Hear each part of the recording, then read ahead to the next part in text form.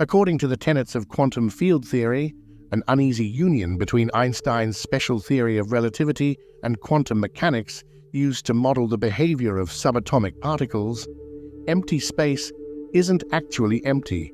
Instead, what we perceive as the void is filled with overlapping energetic fields. Fluctuations in these fields can produce photons, electrons, and other particles essentially out of nothing. Among the various bizarre phenomena predicted to arise from such curious circumstances, the strangest might be the Unruh effect, a warm shroud of ghostly particles summoned by any object accelerating through a vacuum. Named for theorist Bill Unruh, who described it in 1976, this effect is so subtle that it has yet to be observed. That soon could change if a tabletop experiment proposed in April is successfully performed. The experiment involves accelerating a single electron through an intense and carefully configured electromagnetic field. This setup should lower the threshold of acceleration for the Unruh effect to visibly manifest, boosting the chances for catching a glimpse of its elusive quantum glow, the proposers say.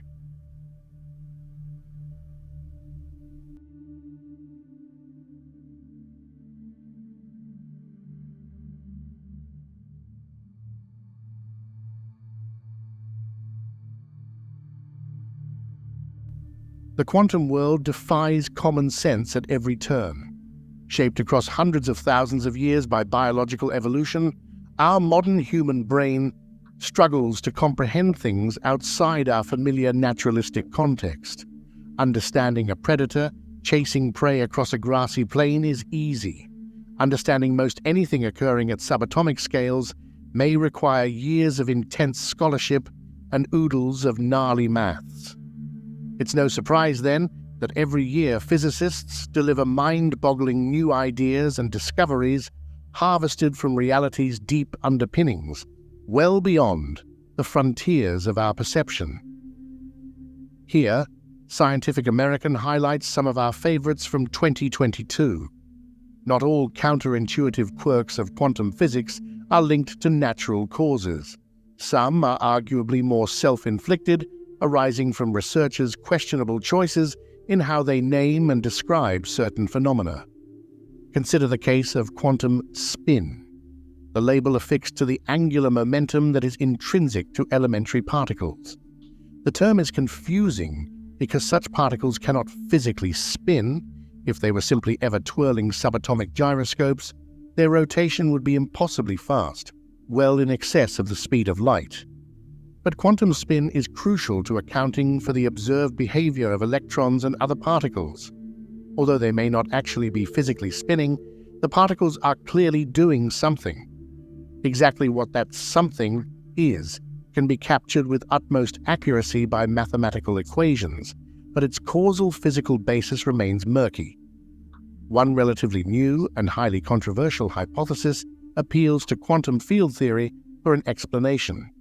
In this proposal, particles, which arise from fluctuations in quantum fields, gain their spin, angular momentum, from their originating fields, somewhat like a turbine being spun by the wind. If this is where the angular momentum resides, Scientific American's article on the idea noted, the problem of an electron spinning faster than the speed of light vanishes. The region of the field carrying an electron's spin is far larger than the purportedly point-like electron itself. And this is what gives it its name. Quantum mechanics also describes the exchange of energy between particles. And unlike our classical macroscopic world, where the energy of a tennis ball or a car can take on any value, an electron in an atom can only emit or absorb precisely determined quantities of energy. Each packet of energy that the electron absorbs or emits is called a quantum of energy, hence the name quantum physics. These exchanges take place in successive bursts, rather than continuously as we are used to on our own scale. All these strange rules lead to situations that may seem paradoxical, such as the fact that a quantum object can exist in several states simultaneously, or that two so-called entangled particles are so fundamentally linked that if you make a change to one, the other will instantly suffer the consequences, regardless of the distance separating them. Let's show you quantum physics in everyday life. These bizarre situations are observed every day in research laboratories around the world.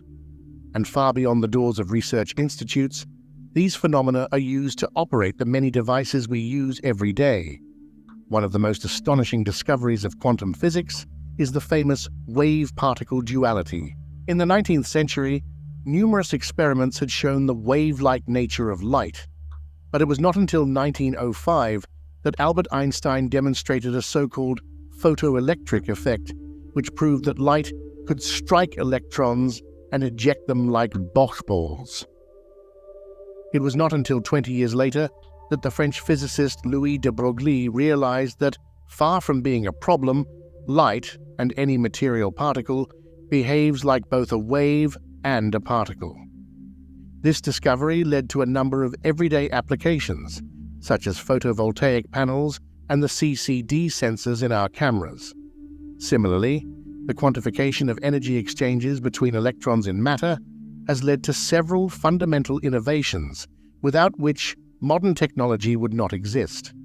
Let's start with the laser, which is used in CD players, in industry to cut materials, in astronomy to measure the distance between the Earth and the Moon, in medicine to cut or cauterize tissue, in supermarkets to read barcodes, in laser printers, and in optical fibers to communicate from one continent to another. This very special light, made up of identical photons, the name given to the particles of light, is produced by forcing the atoms to all emit the same quanta of energy. The result is a special kind of light that we would be hard-pressed to do without today. Another application of quantum theory is nothing less than all modern electronics.